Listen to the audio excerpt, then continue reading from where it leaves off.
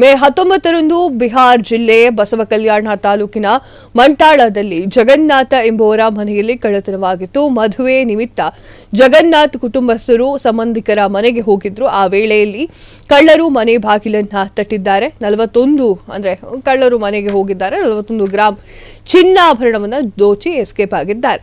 ಈ ಕುರಿತಾಗಿ ಮಂಠಾಳ ಪೊಲೀಸ್ ಠಾಣೆಯಲ್ಲಿ ಕೇಸ್ ದಾಖಲೆಯಾಗಿದ್ದು, ಪ್ರಕರಣ ಸಂಬಂಧ ಸಿಪಿಐ ಕೃಷ್ಣಕುಮಾರ ಪಾಟೀಲ್ ನೇತೃತ್ವದ ತಂಡ ರಚನೆ ಮಾಡಲಾಗಿತ್ತು. ಖಾಕಿ ಪಡೆ ಕಾರ್ಯಾಚರಣೆಯಲ್ಲಿ 4 ಆರೋಪಿಗಳು ಸಿಕ್ಕಿಹಾಕಿಕೊಂಡಿದ್ದಾರೆ.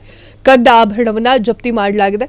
ಅದನ್ನ ಹಲವು ಕಳ್ಳತನ ಪ್ರಕರಣಗಳಿಗೆ ಸಂಬಂಧಪಟ್ಟಂತೆ ಒಟ್ಟು 22 ಕಳ್ಳರನ್ನ ಬಂಧಿಸಲಾಗಿದೆ. ಬಸವಕಲ್ಯಾಣ ಪೊಲೀಸರು ಮಾಹಿತಿಯನ್ನು ನೀಡಿದ್ದಾರೆ.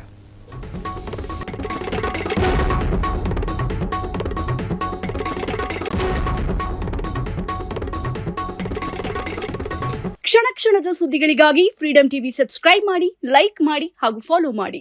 ಹೊಸ ಸುದ್ದಿಗಳ ನೋಟಿಫಿಕೇಶನ್ಗಾಗಿ ಬೆಲ್ ಐಕಾನ್ ಮೇಲೆ ಕ್ಲಿಕ್ ಮಾಡಿ.